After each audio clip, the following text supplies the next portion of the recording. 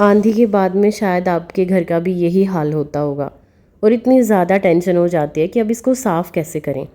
तो आज मैं आपको बहुत आसान सा तरीका बताऊंगी जिससे एक तो सफाई जल्दी हो जाएगी, दूसरा बहुत कम मेहनत लगेगी और थकान भी कम होगी। तो चलिए वीडियो को शुरू करते हैं। आंधी के बाद में ना सबसे ज़्यादा जो धूल होती है वो खिड़कियों के आसपास हो जाती है जमा। इसलिए मैंने सबसे पहले सोचा कि विंडो को क्लीन करती हूँ।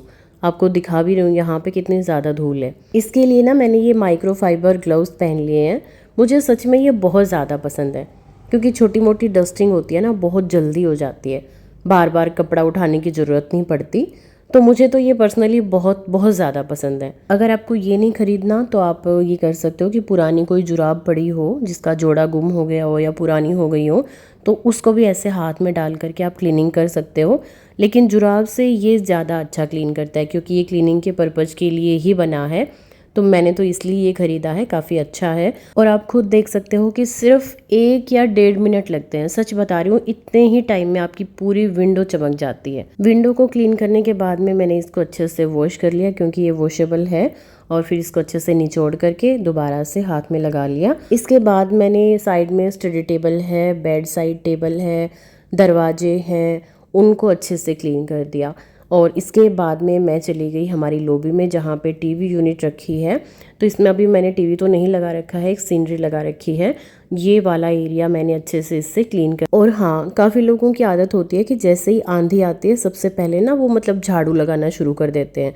तो देखिए, अगर आप झाड़ू लगाएंगे उसके बाद में डस्टिंग करेंगे तो जो भी धूल है वो दोबारा से इन चीज़ों पे चढ़ जाएगी।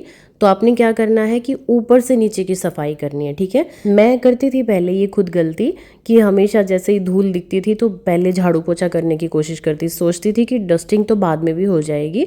लेकिन जब झाड़ू पोछा करते थे तो दोबारा से मतलब खिड़कियाँ, दरवाजे, जो भी बेड के साइड में टेबल वगैरह हैं वो सारी दोबारा से उतनी ही ख़राब हो जाती थी।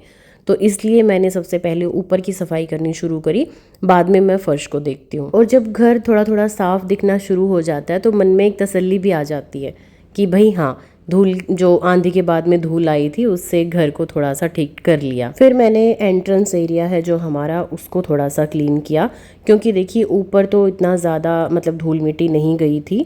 लेकिन हाँ, ये जस्ट मतलब सामने है गेट के जो कंसोल टेबल है तो इसको मैंने अच्छे से क्लीन कर दिया, पोंछ दिया। और इस सफाई में ना ये माइक्रोफाइबर ग्लव्स इतने ज़्यादा काम आ रहे हैं कि सच में सिर्फ कुछ सेकंड में सारी चीज़ें क्लीन हो रही हैं। सिर्फ 40-50 सेकंड लगती हैं और अच्छे से सारी चीज़ें क्लीन हो रही हैं जल्दी जल्दी। तो देखिए, ये वाला एरिया भी मैंने अच्छे से क्लीन कर दिया है। अब हम चलते हैं ड्राइंग रूम में। और ड्राइंग रूम में आकर मैंने देखा कि फ़र्श पे इतनी ज़्यादा मिट्टी नहीं है। इसका कारण बताती हूँ मैं आपको, क्या है कारण है। देखिए, गेट खोल कर दिखाती हूँ। बाहर के एरिया में वो धूल है लेकिन अंदर नहीं आती क्योंकि मैंने फ्लिपकार्ट से मंगवा कर ये डोर ड्राफ्ट गार्ड लगाया था और मुझे लग रहा था कि इससे क्या फ़ायदा मिलेगा। लेकिन अब बता रही हूँ कि बहुत ज़्यादा फ़ायदा है क्योंकि गेट के नीचे से जो थोड़ा सा भी स्पेस होता है ना, वो मतलब जैसे बारिश आएगी तो उसका पानी अंदर आएगा, धूल आएगी तो धूल अंदर जाएगी। लेकिन इसने बहुत ज़्यादा हेल्प करी है, बिल्कुल पानी नहीं जाने देता अंदर, धूल भी नहीं जाने देता। फिर मैंने एक माइक्रोफाइबर कपड़ा उठाया और अपने सोफ़ा को इस तरीके से झड़का दिया क्योंकि देखिए, मैं बता रही हूँ कि अंदर इतनी ज़्यादा धूल नहीं आई थी क्योंकि वो गार्ड अच्छे से काम करता है। तो जितना भी थोड़ा बहुत आया था वो मैंने इससे अच्छे से साफ़ कर दिया है।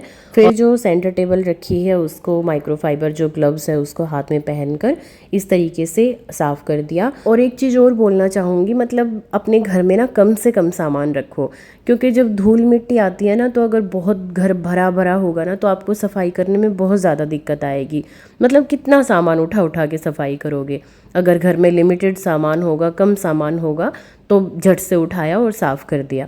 तो ये चीज़ मैंने अब फॉलो करना शुरू किया है। शुरू में देखो, जब मैंने बताती हूँ आपको, घर बनाया था ना तो इतनी ज़्यादा सामान भर लिया था घर में, जो भी चीज़ें पसंद आती थी वही उठा करके ले आती थी क्योंकि नया घर बना था तो मुझे बहुत ज़्यादा शौक़ था अपने घर को सजाने का।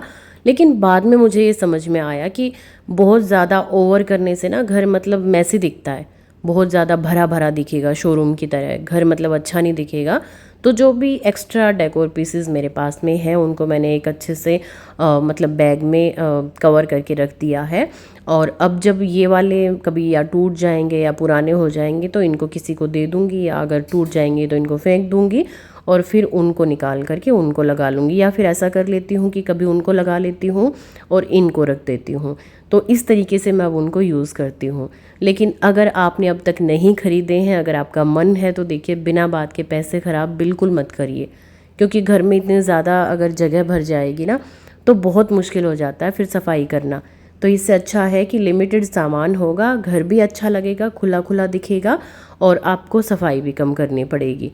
तो बिना बात का खर्चा मत करिए, बिना बात का सामान ला करके अपने घर को शोरूम मत बनाइए। फिर मैं आ गई अपने बेडरूम में, और ये वाला जो तरीका है ना आपको बहुत ज़्यादा पसंद आने वाला है। देखिए 2-3 महीने इतनी ज़्यादा धूल उड़ती है ना, डेली आंधी आती है, तो इसके लिए मैं क्या करती हूँ कि नीचे एक चादर एक्स्ट्रा बिछा करके रखती हूँ, मतलब बेड पे 2 चादर लगाती हूँ। जैसे ही धूल आंधी आती है घर में, जो ऊपर वाली चादर है उसको मैं रिमूव कर देती हूँ, हटा देती हूँ, और नीचे मेरे को एकदम फ्रेश बेडशीट मतलब मिल जाती है। तो ये वाला तरीका मेरे को बहुत ज़्यादा पसंद आता है। जैसे ही हम छुट्टियों में कहीं बाहर जाते हैं या घर से बाहर 2-3 दिन के लिए जाते हैं, तो भी मैं यही तरीका फ़ॉलो करती हूँ। अपने बेड पे एक एक्स्ट्रा बेडशीट लगा करके चली जाती हूँ। जब मैं घर में आती हूँ तो उस बेडशीट को हटा देती हूँ, नई बेडशीट मेरे को रेडी मिलती है। तो ये वाला तरीका आप ज़रूर फॉलो करना।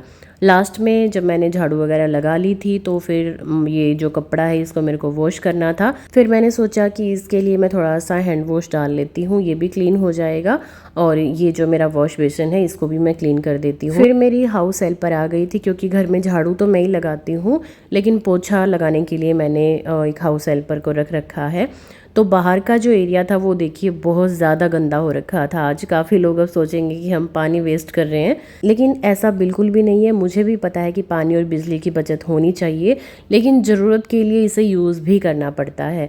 तो देखिए आज धूल मिट्टी इतनी ज़्यादा थी कि जो काम करने दीदी आती हैं ना, उन्होंने मना कर दिया कि इतनी ज़्यादा गर्मी है, नहीं हो पाएगा इतनी धूल मिट्टी, तो आप पानी चला दो, हम वॉश कर देंगे। साथ साथ में मैंने अपनी कार को भी वॉश कर दिया। अब देखिए साफ़ सफाई के बाद में बाहर का मैं एरिया आपको दिखा रही हूँ। दो साइड का चौक तो हमारा ये है, पीछे का एरिया ये वाला है, तो 3 तरफ मतलब गैलरी है। इतनी ज़्यादा गर्मी थी, पसीने पसीना हो गई थी मैं भी। फिर अंदर आके मैंने नहाया और फिर आ गई मैं अपनी किचन में। किचन में सबसे पहले मैंने अपना गैस को क्लीन किया। इसके ऊपर जो भी एक्स्ट्रा धूल जमी हुई थी उसको एक बार नॉर्मल कपड़े से साफ़ कर दिया, और उसके बाद में मैंने थोड़ा सा स्प्रे बोतल में नॉर्मल पानी और थोड़ा सा जो वाइट विनेगर होता है वो डाल रखा है, तो उससे मैं क्लीन कर लेती हूँ। और एक माइक्रोफाइबर कपड़ा लिया, उससे अच्छे से क्लीन कर दिया। तो आप देख सकते हो कि मतलब गैस एकदम से चमक गया है। फिर मैंने जो चाय चीनी पत्ती के मेरे पास में कंटेनर हैं उनको क्लीन कर दिया, और उसके बाद में मैंने काउंटर टॉप पे वही वाला स्प्रे डाल करके, इससे एक तो मतलब जो मक्खी मच्छर होते हैं ना वो बहुत कम आते हैं। ये वाला स्प्रे पूरे काउंटर पे छिड़क देती हूँ और फिर इससे साफ़ कर देती हूँ। मतलब सुबह शाम देखिए एक टाइम तो मैं इससे ज़रूर करती हूँ, क्योंकि एक तो जो चिकनाहट होती है ना वाइट विनेगर से वो रिमूव हो जाती है, दूसरा जो मक्खी मच्छर होते हैं वो ज़्यादा नहीं आते, एक चमक भी बनी रहती है। तो ये वाला भी आप ज़रूर टिप फॉलो करके देखना। मतलब एक बोतल ले लीजिए, स्प्रे बोतल, उसमें आप आधे से ज़्यादा पानी डाल लीजिए और थोड़ा सा उसमें वाइट विनेगर डाल लो। तो इस तरीके से आपने क्लीनिंग करनी है। गैस के नीचे से भी मैंने सारा अच्छे से साफ़ कर लिया, क्योंकि देखिए धूल इतनी ज़्यादा तो नहीं थी, लेकिन फिर भी मेरे को लगा कि हाँ एक बार अच्छे से पोंछ देना चाहिए। और माइक्रोफाइबर कपड़ा हो या माइक्रोफाइबर ग्लव्स हो, सच बता रही हूँ, आप सोचेंगे कि मैं बार बार मैं बोल रही हूँ, लेकिन इतनी जल्दी इससे क्लीनिंग होती है ना कि बस चुटकियों में क्लीनिंग हो जाती है। और फिर लास्ट में मैंने अपने टैप को वॉश कर दिया, जो सिंक एरिया है उसको क्लीन कर दिया, और कैबिनेट के जो ऊपर का ये वाला हिस्सा है ना, यहाँ पे भी जैसे ही धूल आती है तो सबसे ज़्यादा धूल जम जाती है, लेकिन हम इसको इग्नोर कर देते हैं। फिर मैंने जो भी बर्तन वॉश किए थे उनको, तब तक वो सूख गए थे। एक ये भी यहाँ पे भी मैं माइक्रोफाइबर कपड़ा ही रखती हूँ पोंछने के लिए, क्योंकि इससे अच्छी सफाई हो जाती है। इसे साफ़ करके और सारे बर्तनों को मैं अच्छे से ड्रॉर में लगा दूंगी। अब मेरे थंबनेल से शायद आप लोग सोचेंगे कि 15 मिनट में कैसे घर साफ़ हो सकता है। सच बता रही हूँ, 15 मिनट नहीं तो मतलब आप लगा लीजिए कि 10 मिनट और फालतू लगा लीजिए। अगर आप आज जो मैंने जिस तरीके से बताया है ना उस तरीके से क्लीनिंग करेंगे तो सच में चुटकियों में आपके घर की क्लीनिंग हो जाएगी। क्योंकि धूल मिट्टी तो देखिए अब डेली आएगी, 2-3 महीने तो यही हाल रहेगा। लेकिन आप अगर ये तरीका अपनाएंगे तो आपको मतलब फिर टेंशन नहीं होगी अपने घर की, बहुत अच्छे से आप साफ़ सफाई कर पाएंगे, ना ज़्यादा मेहनत लगेगी ना ज़्यादा थकान होगी। तो सबसे पहले तो अपना जो ये माइक्रोफाइबर मैंने कपड़े और ग्लव्स दिखाए हैं ये ख़रीद लीजिए। फिर देखना कि आपके घर की क्लीनिंग कितनी ज़्यादा जल्दी होती है। तो देखिए धीरे धीरे करके मैंने अपने पूरे घर को अच्छे से क्लीन कर दिया है, आपकी आंखों के सामने सारी सफाई करी। लास्ट में एक बात ज़रूर बोलना चाहूँगी, अपना खुद का अपने ध्यान ज़रूर रखना है, ठीक है। साफ़ सफाई तो होती रहेंगी लेकिन बीच बीच में खुद के लिए मतलब जैसे नींबू पानी बना लिया, थोड़ा बहुत चाय कॉफ़ी का ब्रेक ले लिया, लगातार आपने साफ़ सफाई नहीं करनी है क्योंकि गर्मी बहुत ज़्यादा है। घर हमेशा परफेक्ट दिखे ये बिल्कुल भी ज़रूरी नहीं है, आपका समय और परिस्थिति अनुमति दें उतना बहुत होता है, काफ़ी होता है।